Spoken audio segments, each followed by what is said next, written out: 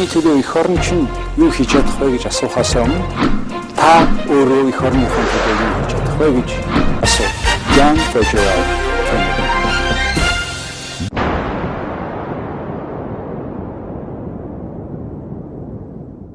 Сайн байцгаана уу хүнд үзэгчдээ. Өнөөдөр манай de facto нэвтрүүлгийн зочноор Английн иргэн мэргэжилтэн Стewart Пэрни гэж хүнийг урьж оролцуулж байна. Стюарт Келлок Пэрни 1958 онд Шотландд төрсөн эхнэр нэг охинтой. 1971-ээс 1977 онд Jargal ахлах сургуульд суралцсан төгссөн. 1977-оос 1980 онд Шотландын Эдинбургийн их сургуулийг худалдааны бакалавр зэрэгтээ төгссөн. Эдийн засаг, бизнесийн судалгаа, нягтлан бодох, санхүү хөрөнгө оруулалт, худалдааны эрх зүйн чиглэлээр судалгаа хийж байсан. Цанаар гулгах, явган аялах, дөөрийн болон сонгодог хөгжим сонсох дуртай. 2003 оноос хойш Төв болон Зүүн Европ, Төв болон Өмнөд Америкийн улс орнуудын лизингийн үйлчилгээ эрхэлдэг компаниудад үйл ажиллагааны стратеги боловсруулах, лизингийн үйлчилгээтэй холбоотой хуулийн төсөл боловсруулах чиглэлээр зөвлөгөө өгсөн. Одоогоор Агко корпорацийн хятад, Казахстан, Монгол дахь үйл ажиллагааг хариуцсан ажиллаж байна.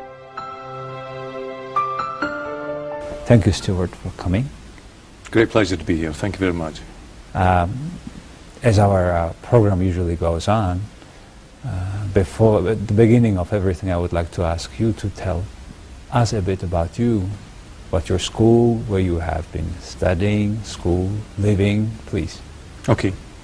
I was born in Scotland and still live there. I say I still live there because I don't get home very often, because my life today is very much travelling. But I was born in Scotland in 1958, which was a good year. I think you would agree with that, JD. And I went to school in Scotland, and I went to the same school as the ex-Prime Minister of the UK, Gordon Brown. Wow. We went to the same school together. And then we went, not together, he was older than me. And then we went to the same university. We went to Edinburgh University. He was a few years ahead of me as well. Edinburgh. Edinburgh University, yeah. Beautiful city. I recommend that you visit Edinburgh someday. And I got my university degree there in commerce. And I didn't know what to do. So I had a degree, and I didn't know what job I wanted to do. But I had a feeling I wanted it to do with money. And I also quite liked the idea of being a salesperson as well. And that's what I did. I got into the business of selling money. So I got into the leasing business. And I started working with a small leasing company in Scotland. And honestly, I didn't like it. Why? It wasn't the business. I enjoyed the business. I just didn't enjoy the management style of the company. It was very inward looking. Nobody was allowed to be creative. There was too much control. And I didn't like the sector that I was working in, which was the car and truck and caravan sector. And then I was very fortunate. I got asked to join another leasing company, which focused on leasing agricultural equipment. And this was a subsidiary of one of the biggest banks in the UK called Barclays Bank.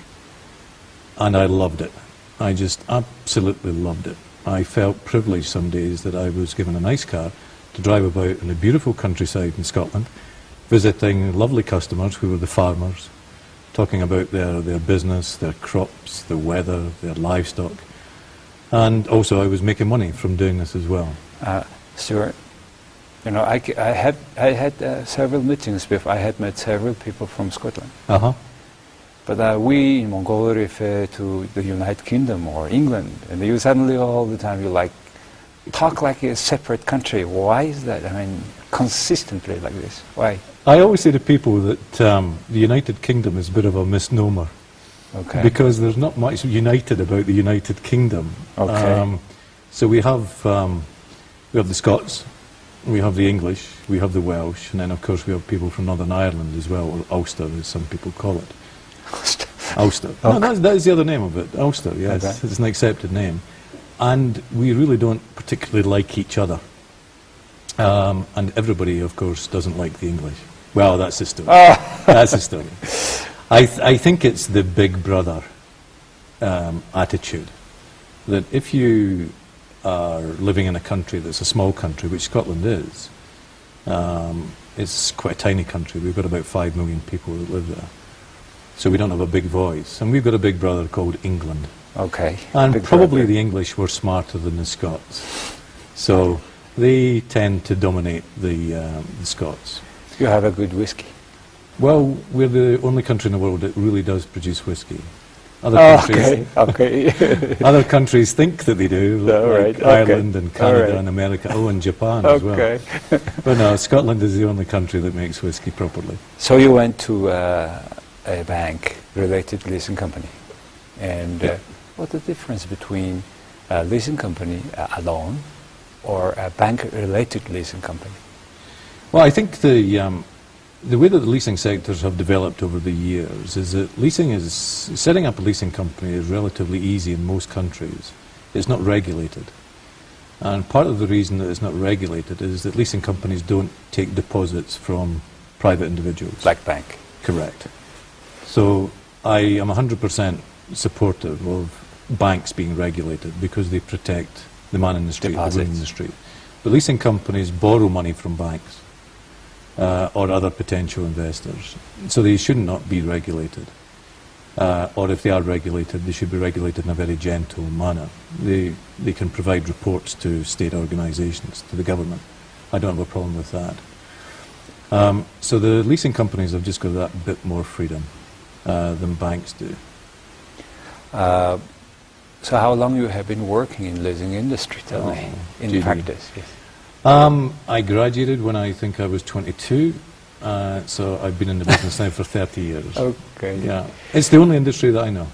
So then you start to work more internationally. Yes. How it happened? I moved to England. Okay.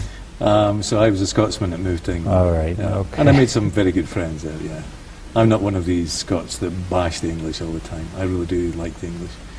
And part of my job was to go to other countries and develop the company that I was working for.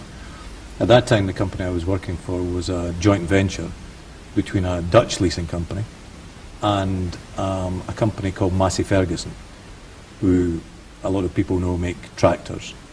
That company now is owned by AGCO, A-G-C-O, AGCO, which is a big American organisation. And I was asked if I would first of all go and help set up a subsidiary in Ireland, which is a different country from the United Kingdom. Okay. Which I did, and I thoroughly enjoyed that. I'm very fortunate, and I know this may sound terribly patriotic, but I believe it's true, that Scottish people are welcomed around the world. I think hopefully our sense of humour usually travels. Some countries it doesn't. And people think that we're open. Also, we are particularly welcome in small countries that have big neighbours as well.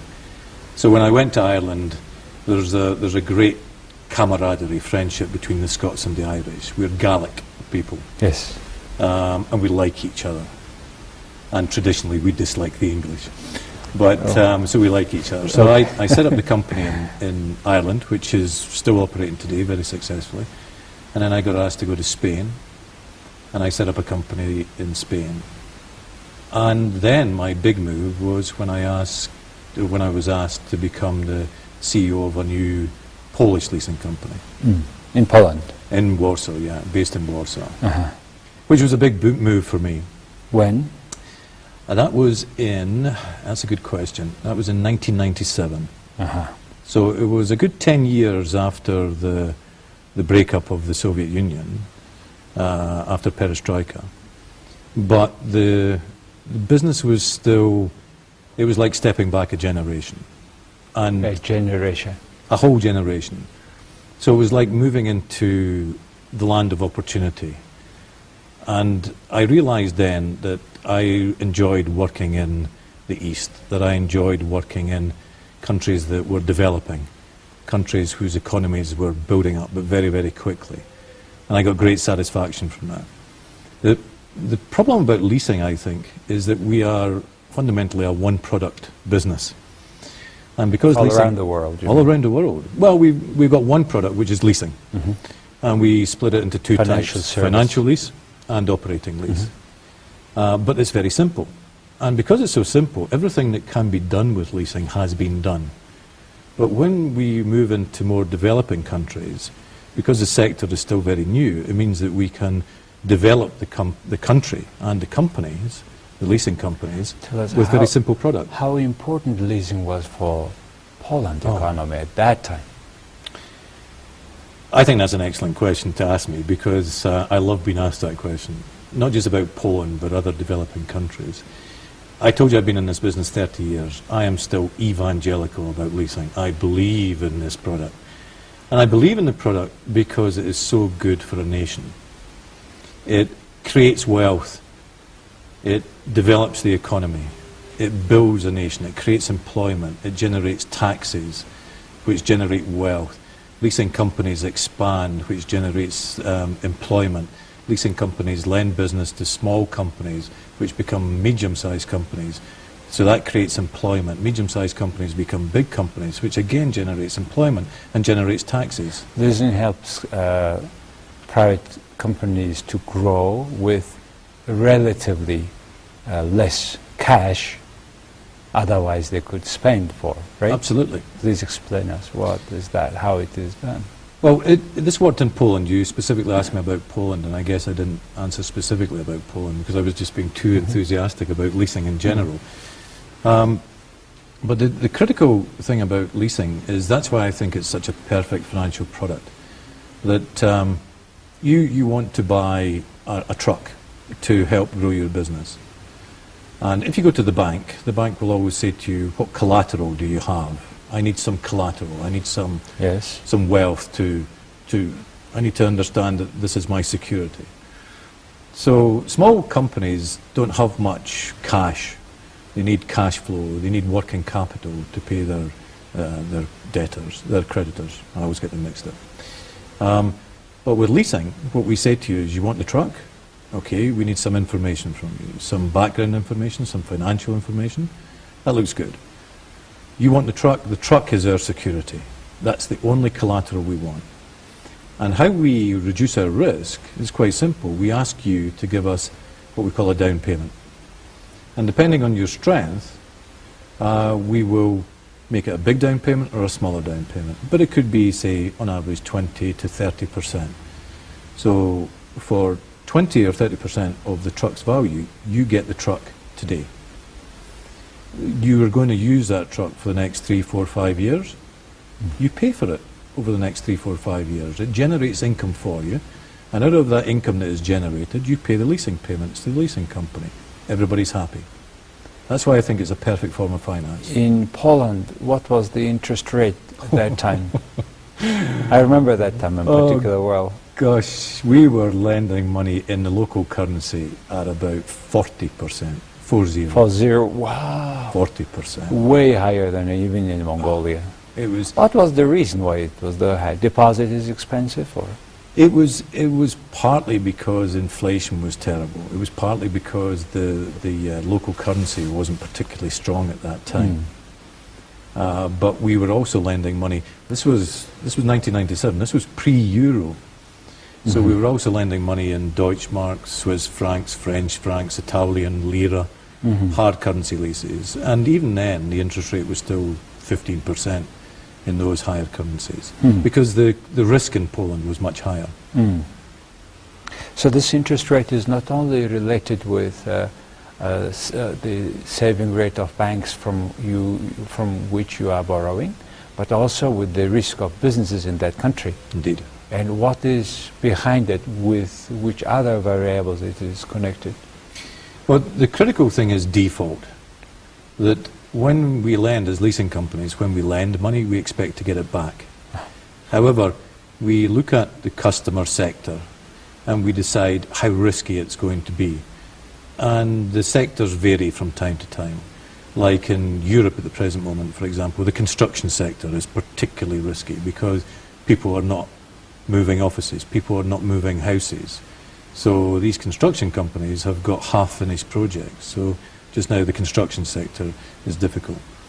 But there is country risk as well, that in the developing countries, because sometimes it's more difficult to make risk assessments, because companies have only been in business for a short time, because their financial information is not regulated, because it's difficult to do credit checks on people. Then countries as a whole have a higher risk. And because of that, leasing companies have to borrow money, and the organisations that they borrow money from add onto the normal interest rate for borrowing, they add country risk. Country risk, in particular foreign companies. Indeed. And then not only Poland, you have been working and helping establishing many leasing companies around the world with IFC. Please tell us which country and... I worked twice in Poland, and after the second time in Poland, I decided that I wanted a break from working for a leasing company. And I decided that I would become a consultant, a leasing consultant. And there are not many leasing consultants in the world, which is good for me. And I was contacted at one time by IFC, subsidiary of the World Bank, if I would go and help them on a project. And one of the first countries that I came to for IFC was Mongolia. I came here, I think, about 3 or 4 years ago. And that was one of the first ones. But I worked with IFC in Nicaragua, I worked with them in Bolivia, I worked with them in Peru. So I've worked in a few countries with IFC now. An extremely... Moldova? Moldova actually wasn't IFC. Although I have worked in Moldova, it was not for IFC, it was a USAID project. But IFC have been huge proponents of leasing all over the world. They're as evangelical as I am about leasing.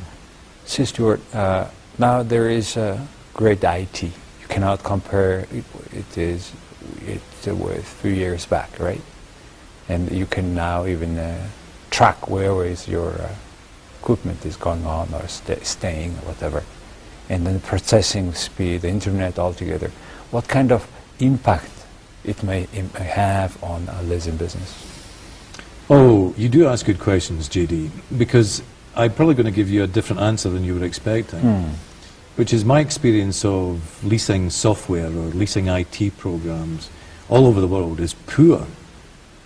And I think part of the reason for that is that leasing, although it's a simple business, we were only one product, to manage a leasing company using software is actually quite complicated. And the leasing software that I've seen around the world has been pretty poor. Strangely enough, 2 countries that I've seen good software, one was Bulgaria and one was Peru. And the reason that I liked them was that the leasing software was not designed by programmers, it was designed by the leasing company people. So they really understood what they needed. And I think they both started off with Excel spreadsheets and moved on to software. But yes, I agree with you that technology today is wonderful. That yes, we can track equipment anywhere we do. So now let's talk a bit about Mongolia. Okay, you call it in the leasing industry called penetration rate, right? And how do you see the level of leasing in this country, and what kind of future do you expect or do you see? It's extremely low in Mongolia at the present moment. And what future do I see? I think it can be very big here in Mongolia, but we've got some work to do to make that happen. And perhaps tonight could be the start of making that happen, JD. I hope so. Because leasing is good for Mongolia. It's good for every country. So I hope it can grow here, and I'm sure it will. What do you see? I mean, Mongolia is one of the countries where we don't produce anything almost. It has economically no sense to produce something because we can sell only so much for domestic market, and our immediate foreign market is they are producing everything themselves. So the issue is for such a country like Mongolia, we have to bring everything for whatever we do, whatever we find necessary to do. So equipment is must. And if equipment is must, leasing is must, right? I agree. Or cheaper, right? Leasing is cheaper of equipment. Which particular sector you would see visualize in the Mongolia for leasing sector to grow? The mining sector is obviously very important.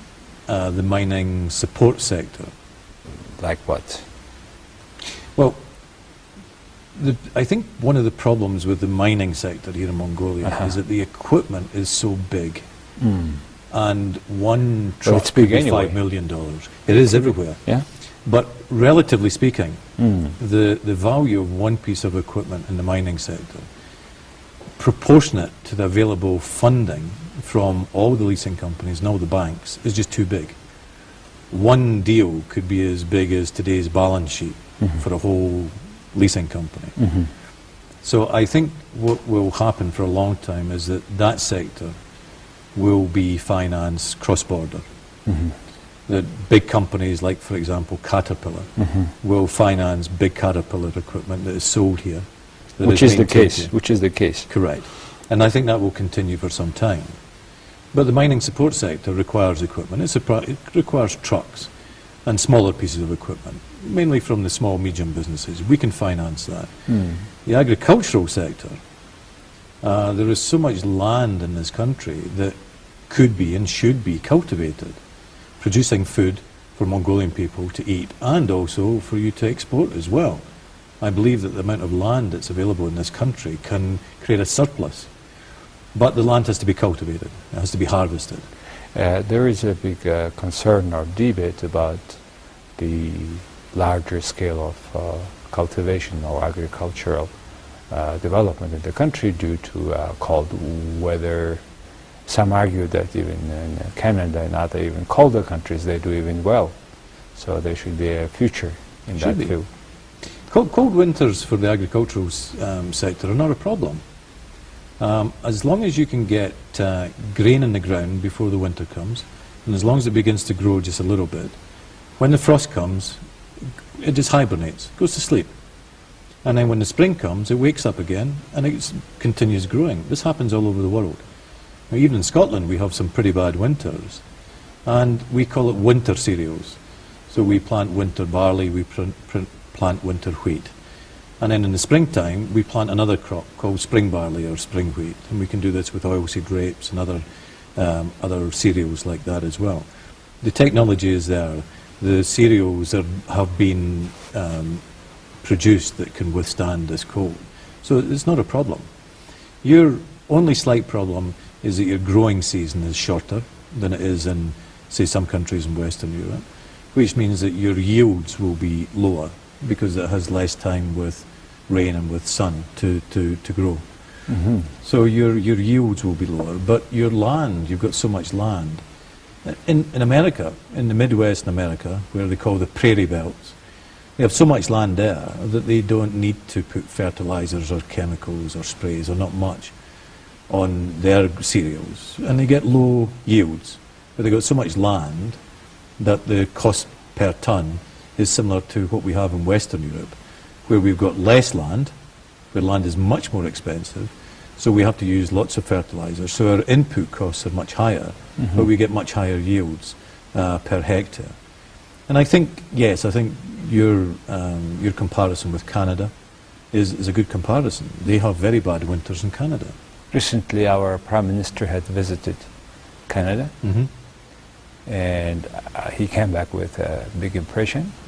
He advocated, suggested we follow a lot Canadian way of development, and I think it has a certain sense, in particular in terms of this cold weather, agriculture. What other type of equipments? You said mining, agriculture, then maybe textile, cashmere equipment. Yes. If we always say with leasing equipment, if it's movable and we can resell it, then it's leasable. Then how about in Mongolia, all movable equipments, trucks, vehicles, or whatever moves, they have a special permission with our traffic police, which is a sort of registration of property, Right. in that sense. What is the practice for immovable properties, like equipment staying there? What is the practice, general practice in other countries? Is in Mongolia, we do not register equipments. It's very pity. every piece of equipment should be identifiable. So if we take, say, a piece of equipment for the food processing industry, let's say the beer making. Mongolian people like to drink beer like most nations, so you produce We have, beer. I think, way many beer factories per head, and even in Scotland, I believe. Yeah, probably. We don't produce very good beer in Scotland now. We produce good whiskey, but not so good beer. But even pieces of equipment that are used in the beer manufacturing process, they've got serial numbers. They're identifiable. Identifiable, okay, among the businesses. How about this as a registration as a property of the country? No, but the leasing company doesn't have to register it anywhere. And Okay. the reason for that is it's quite simple, is that the leasing company owns the equipment. The leasing company is the legal owner of the leased equipment until the end of the lease. At the end of the lease, we transfer legal ownership to the lessee. Yes. During the period of the lease, the lessee, the borrower, the customer, is the economic owner of the equipment. So he benefits from any fiscal or tax benefits associated with the equipment. And the actual depreciation of the equipment goes To the with lessee. lessee's balance sheet. Correct. And in some countries, there is appreciated, you call it accelerated depreciation for equipment. So what is this about in terms of leasing industry? That's got its positive attributes, and it's also got its negative side as well. Some countries really believe in leasing, and they wanted to make leasing very advantageous. Why don't we? It's a good question. Why don't you? Yes. We don't produce. No, but it's not the matter that you don't produce. We should equipment. encourage leasing, We no? sell equipment in this Uh-huh. country. You sell a lot of equipment in this country, and we want more people to buy equipment because of what I said. It generates taxes, it generates employment. And there is a demand for textiles, there is a demand for beer, there is a demand for foodstuffs, there is a demand for mining equipment. It doesn't have to be manufactured in this country. We prefer if it's sold in this country by a Mongolian vendor or right. dealer. We prefer that, but the equipment is being used in this country. Yeah, however, when this equipment, say, after lease, but still it's the equipment, even after they have, the lessee had paid everything, and it remains with him. Yes. But this property is to be registered. No, it is for the sake of, in order to have more, say, loan, etc. He can have it as a collateral. Well, he can't use a piece of leased equipment as collateral because it doesn't belong to him. No, after. After the lease. end of the lease, of course he can, Yes, but because then he owns it. He's the economic user. But for that, isn't it not necessary to have registration of the equipment? I don't think so. Okay. No, I think What that is the practice? the practice is quite simple. The supplier of the equipment invoices the leasing company. By invoicing, title passes, ownership passes to the leasing company. The leasing company, therefore, is the legal owner. Yes.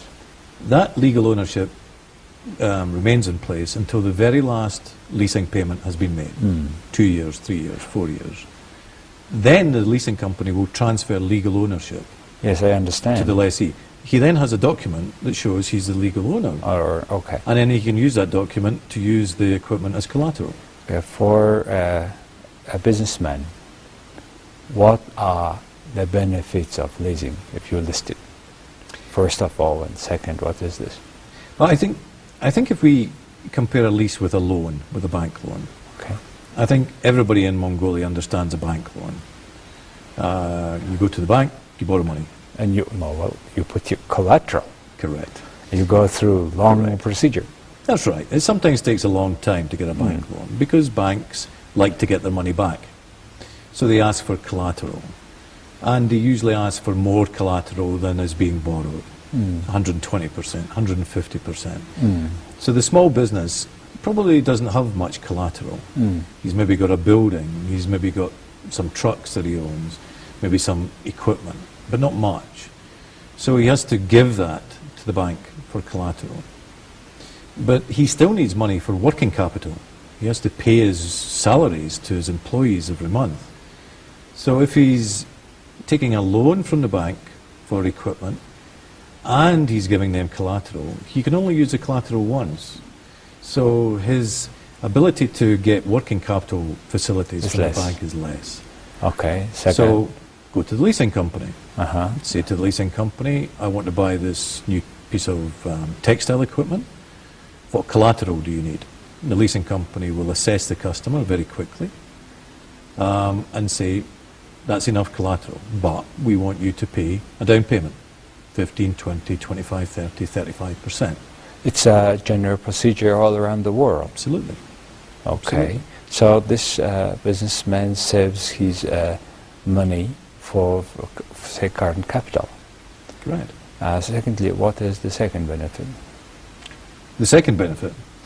The second benefit would be the tax side of it as well. How does it work? Well, it's exactly the same as a loan. That if it's a loan from the bank, then the borrower, the customer, owns the equipment. So any tax benefits, any depreciation, fiscal depreciation, any benefits whatsoever associated with the asset belong to the customer. With a lease, exactly the same. He receives all fiscal benefits associated And plus, with it. whenever he pays this interest on lease equipment, it's also tax exempted, as like a loan. Exactly, yeah. You're an expert now. Okay. You're absolutely right. Yes, any interest expense payable on a loan is a tax-deductible expense. Any interest expense paid on a finance lease is a tax-deductible expense. If he bought the equipment at once, it is not. It is cost, and the cost is taxed. I mean, equipment Correct. capital investment is. Correct. Yeah.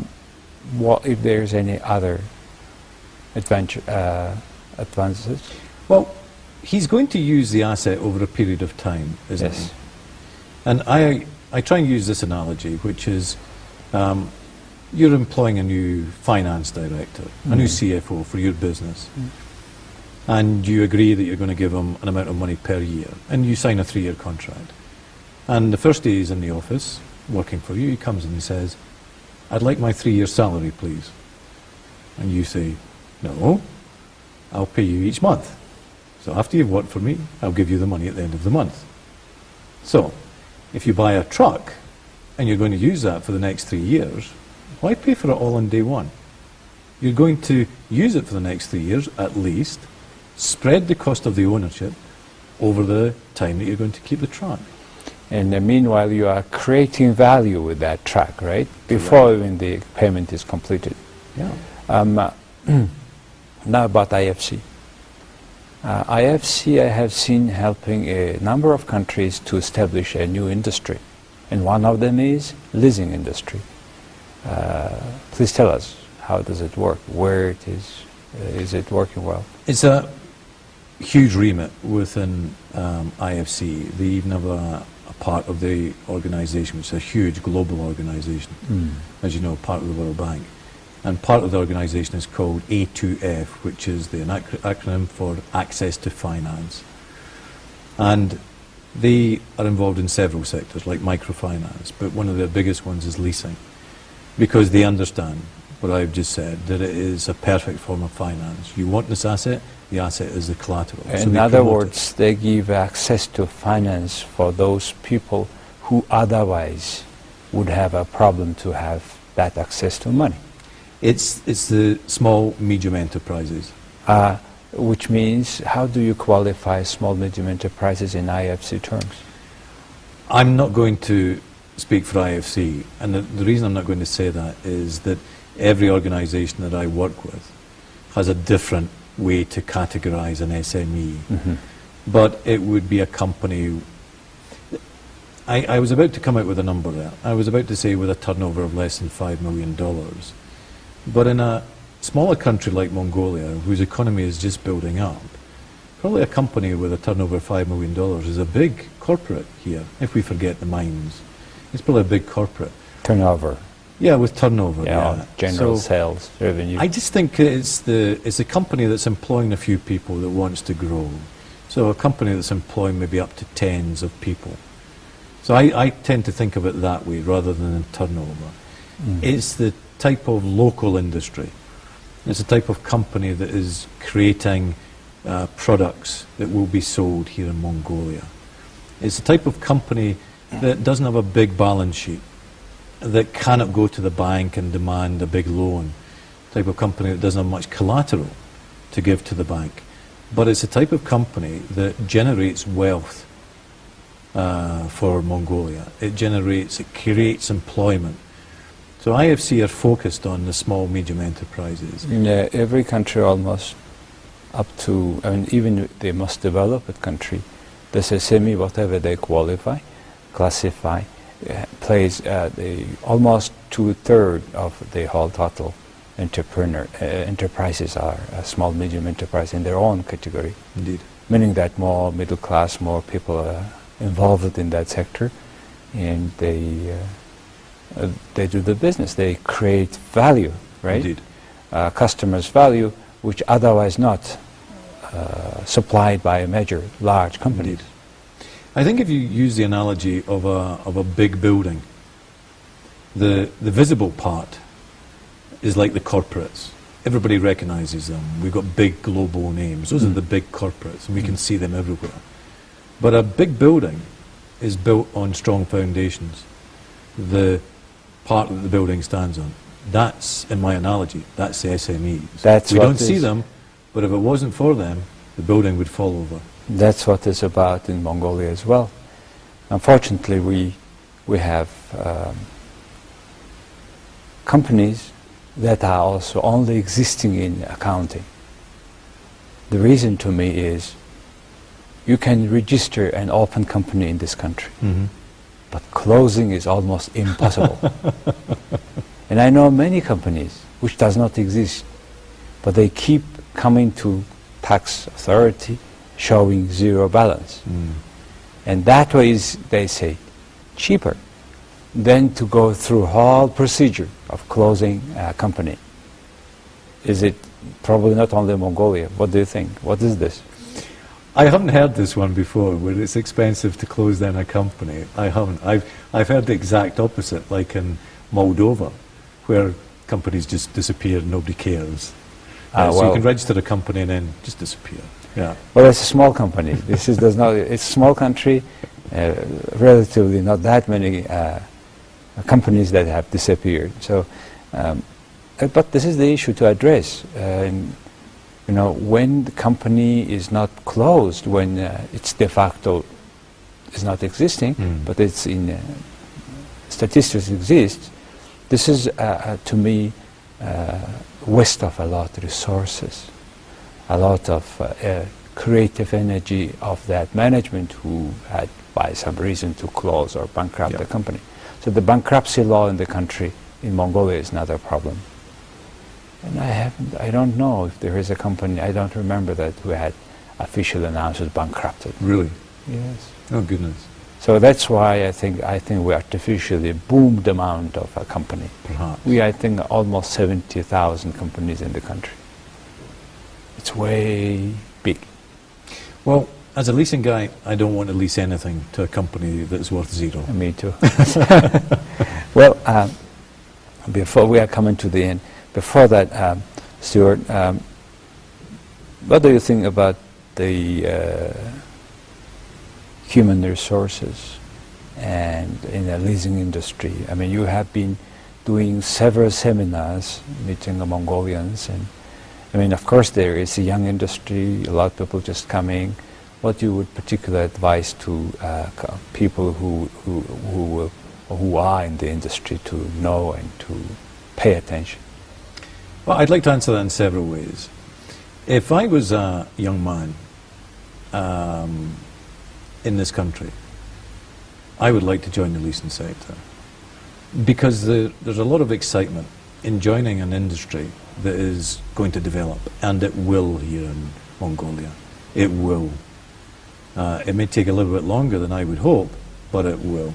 So joining a sector that is at the baby stage, before it even gets to the infant stage, and being able to be part of that sector as it goes through adolescence and into grown-up and into older age, is wonderful to have been there at the start. So I would say to young, well-educated people, men and women, Leasing is 50-50. It's not male-dominated. It's not women. It's not dominated by women either. Absolutely not. Get into the leasing sector. Go and visit your local leasing company and see if they've got a job. It's exciting, both from the sales perspective and from the administration operations side. And I would say to companies out there in Mongolia, find out more about finance leasing. Don't be frightened of it. It's a good product. It's a product for growing your business. It's a safe product. And in Mongolia, we're fortunate that there are, as far as I can see, there are only honest leasing companies. The leasing companies appear to be part of good quality financial institutions, which is good. I've worked in countries, you mentioned Poland. When I went to Poland in 1997, there were 500 leasing companies.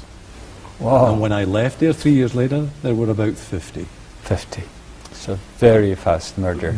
Well, and a lot of companies went bust. Disappeared. As Busted. well. Yeah, which isn't good for the leasing sector.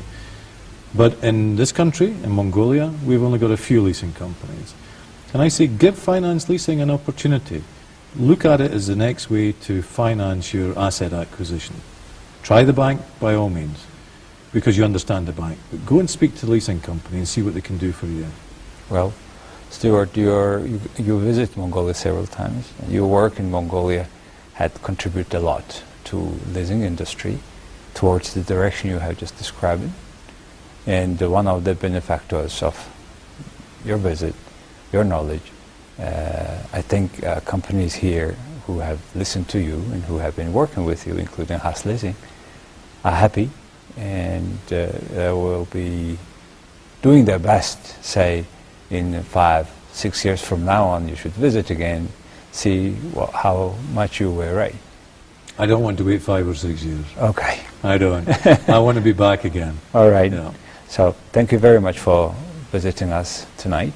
Thank you for inviting me. It was a great pleasure. Thank you. Thank you, Judy. Таны төлөө эх орн чинь юу хийж чадах вэ гэж асуухаас өмнө та өөрөө эх орныхон төлөө юу хийж чадах вэ гэж асуу. Young Jargal.